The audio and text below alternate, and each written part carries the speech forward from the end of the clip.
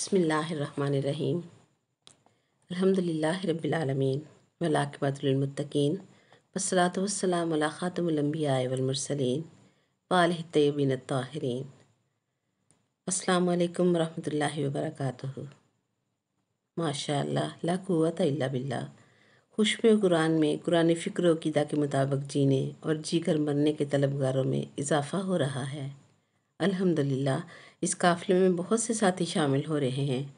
میں دل کی اتھاہ گہرائیوں سے ہر اس روح کو خوش آمدید کہتی ہوں جو اپنے رب سے ملاقات کا یقین لے کر اپنے جسم کو اپنے رب کے فرمان کے تابع رکھے ہوئے ہے کہ جسم روح پر غالب آ جائے تو تباہی ہے، اور اگر روح نے جسم پر غلبہ پا لیا اور جسم کو اطاعت رسول پاک صلی اللہ علیہ وسلم پر لگا دیا تو یہ دنیا بھی شکر گزاری کے سوا کچھ نہیں، اور آخرت تو اسی شکر گزاری ہی کا انعام ہے۔ انسانی وجود میں سچی طاقت دل اور روح کی ہے کہ جسم روح کی سواری ہے۔ روح طاقتور ہو کر جسم کو ناپاکی سے نجات دلا دیتی ہے اور جسم پر روح حکومت کرتی ہے، اس جسم کو خدمت خلق پر لگا دیتی ہے، یہاں تک کہ کسی اور جسم کی ناپاکی دور کرنے کا بھی اہل بنا دیتی ہے۔ ایسے عالم میں جب بندے کا باطن پاکیزہ ہو تو پہلی نشانی یہ ہوتی ہے کہ بندے پر شکر گزاری کی حالت میں رقت طاری رہتی ہے۔ یاد رکھیں، ہماری آنکھ سے نکلنے والا پانی پہلے خون ہوتا ہے، لیکن احساس ندامت اور احساس تشکر اس کو پانی میں بدل دیتے ہیں۔ غلطی گناہ پر شرمندہ ہونا اور معافی مانگنا اور اللہ کی نعمتوں پر شکر گزار رہنا، اللہ کے رکھے ہوئے پر راضی رہنا متقی سے بھی اوپر کا درجہ ملاتا ہے، اور یہی کام کی چیز ہے۔ اسی سے آگے راستہ ملتا ہے، کیونکہ توبہ فوراً قبول کی جاتی ہے۔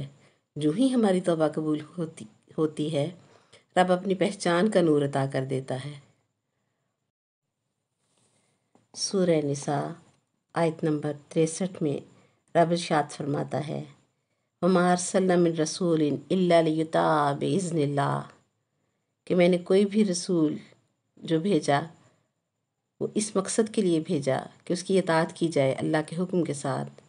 پھر فرماتا ہے وَلَوْ أَنَّهُمْ إِذ ظَّلَمُوا أَنفُسَهُمْ، اور اے میرے محبوب صلی اللہ علیہ وسلم، تیرے امتی جب اپنی جانوں پر ظلم کر بیٹھے، جاؤ کا تیرے پاس آ جائیں، فاستغفر اللہ، اور پھر اللہ سے اپنے گناہوں کی بخشش مانگیں، واستغفر لهم الرسول، اور پھر اے میرے محبوب صلی اللہ علیہ وسلم تو بھی ان کی بخشش کے لیے میری بارگاہ میں ہاتھ اٹھا دے، لوجد اللہ توابا رحیما، تو ایسے گناہگار، ایسے توبہ کرنے والے اپنے اللہ کو توبہ قبول کرنے والا مہربان پائیں گے۔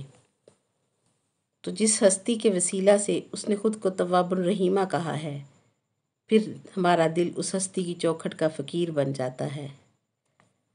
ہمارا خوشبو قرآن کا یہ سفر روحانی صحبت کی ایک شکل ہے کہ اس سفر میں ہم اپنے مستقبل کے لیے اچھی امید لگائے ہوئے ہیں، رب کی رضا اور رحمت کے طلبگار بن کر اس کا شکرانہ ادا کرتے ہوئے بے نیاز ہو کر قرآن عقیدہ عمل کا یہ سفر کر رہے ہیں۔ اللہ کریم ہمارے اس کاوش کو قبول فرمائے۔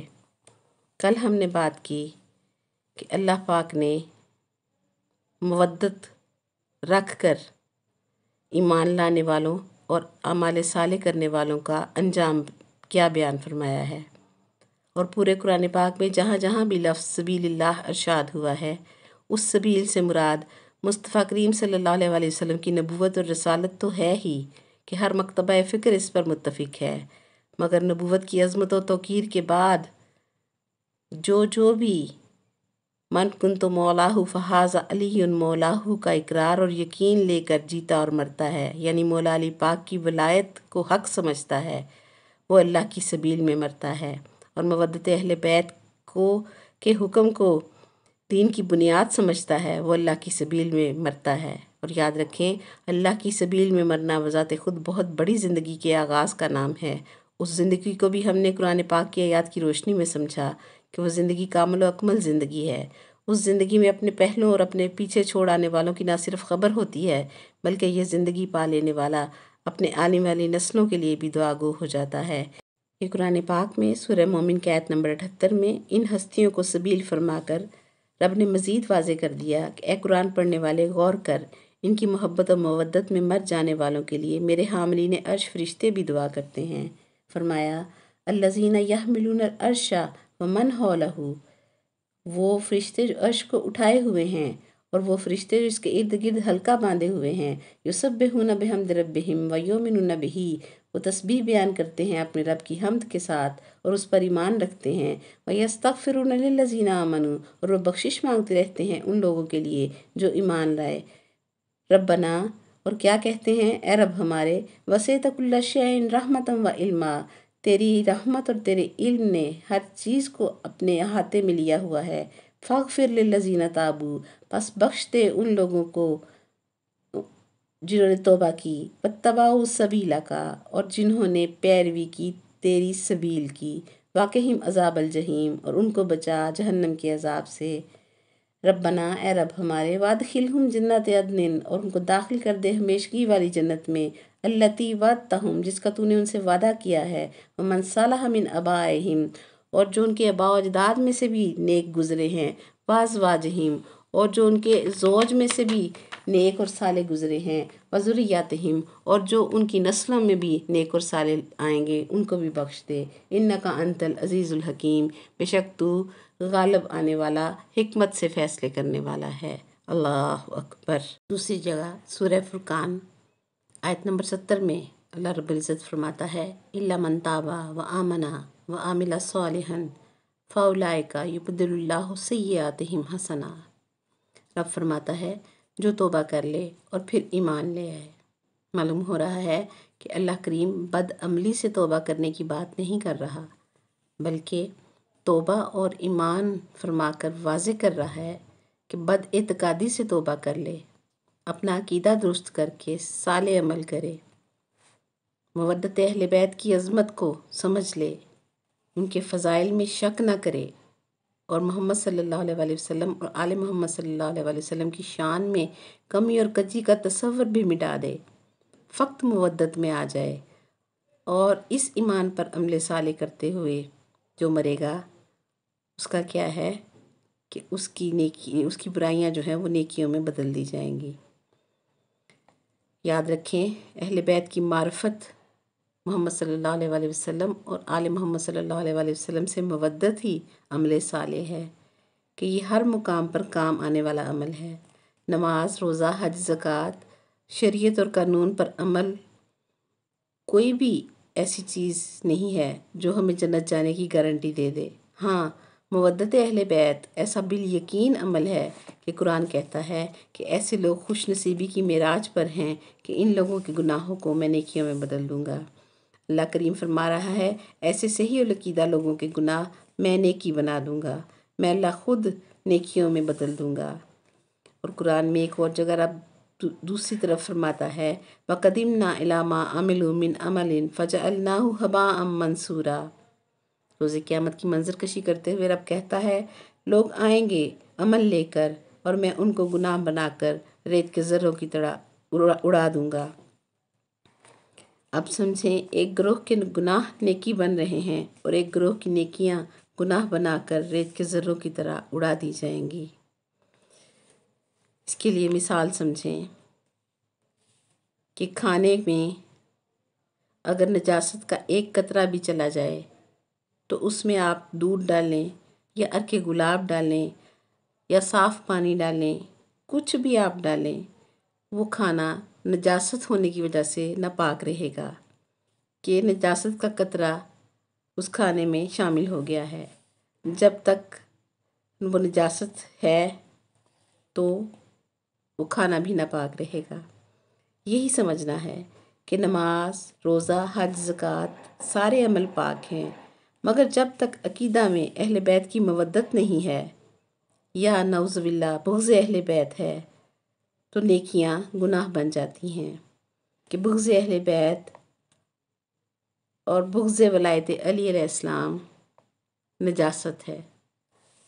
اور اسی طرح دوسری مثال دریا کی ہے۔ دریا میں صرف پانی ہی نہیں ہوتا، اس میں جانوروں کا خون اور پیشاب بھی ہوتا ہے۔ بندے قتل کر کے بھی دریا میں ڈال دیے جاتے ہیں۔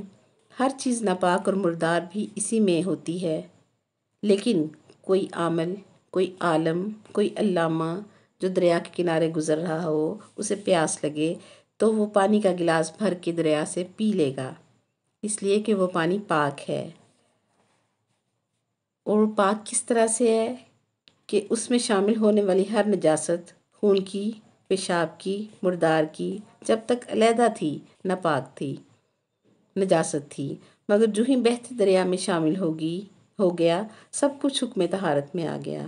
گناہ واقعی گناہ ہیں، ناپاک ہیں، مگر جب حب اہل بیت کے سمندر میں یا دریا میں گناہ گر جاتے ہیں تو نیکی میں ڈھل جاتے ہیں۔ رسول پاک صلی اللہ علیہ وآلہ وسلم کی حیات طیبہ کا ایک واقعہ ہے کہ جب شراب کے حرام ہونے کی آیت نازل ہوئی تو نبی صلی اللہ علیہ وآلہ وسلم نے خریدنا، بیچنا اور پینا سب حرام قرار دے دیا، اور اعلان ہو گیا کہ اگر کوئی پکڑا گیا تو کوڑوں کی سزا ملے گی۔ نبی صلی اللہ علیہ وآلہ وسلم چلے آ رہے تھے، سامنے ایک بندہ شراب کا مٹکا سر پر اٹھا کر آ رہا تھا۔ اس نے نبی پاک صلی اللہ علیہ وآلہ وسلم کو دیکھا تو گھبرا گیا کہ اگر میں سچ بولوں گا تو میری سزا پکی ہے، اور اگر جھوٹ بولا تو سزا دوہری ہو جائے گی۔ دل ہی دل میں اللہ سے دعا مانگی کہ آج میرا پردہ رکھ لے، آئندہ میں تیرے محبوب صلی اللہ علیہ وآلہ وسلم کا حکم جو ہے اس کو حکم عدولی نہیں کروں گا۔ اسی اثناء میں نبی صلی اللہ علیہ وآلہ وسلم اور صحابہ کرام اس کے پاس پہنچ گئے۔ نبی صلی اللہ علیہ وآلہ وسلم نے پوچھا تو وہ بندہ خاموش رہا۔ نبی صلی اللہ علیہ وآلہ وسلم نے اپنے ساتھی کو حکم دیا کہ گھڑا کھولو۔ جب گھڑا کھولا گیا تو شراب سرکہ بن چکی تھی۔ اس موقع پر نبی صلی اللہ علیہ وآلہ وسلم نے فرمایا، اے بندے تم بتاؤ گے یا میں ان سب ساتھیوں کے سامنے بتاؤں؟ تو اس نے خود ہی سارا ماجرا ان صحابہ کرام کے سامنے بیان فرما دیا۔ تو نبی صلی اللہ علیہ وآلہ وسلم نے فرمایا، اے میرے ساتھیو، تم نے دیکھ بھی لیا اور سن بھی لیا، اور فرمایا اسی طرح سے میرے اہل بیت کے مودت کرنے والوں کی برائیاں اور گناہ نیکیوں میں بدل دیے جائیں گے کہ سینے میں مودت اہل بیت رکھ کر جینے والا ہیرے کی حفاظت کرنے والی ڈبی کی طرح ہے۔ ڈبی کی حفاظت ہیرے کے لیے ہوتی ہے کہ ہیرا گر نہ جائے، چوری نہ ہو جائے، آگ میں نہ جل جائے۔ اس لیے جس کے سینے میں مودت اہل بیت ہے دراصل اس کے گناہ جو ہیں وہ نیکیوں میں بدلے جائیں گے۔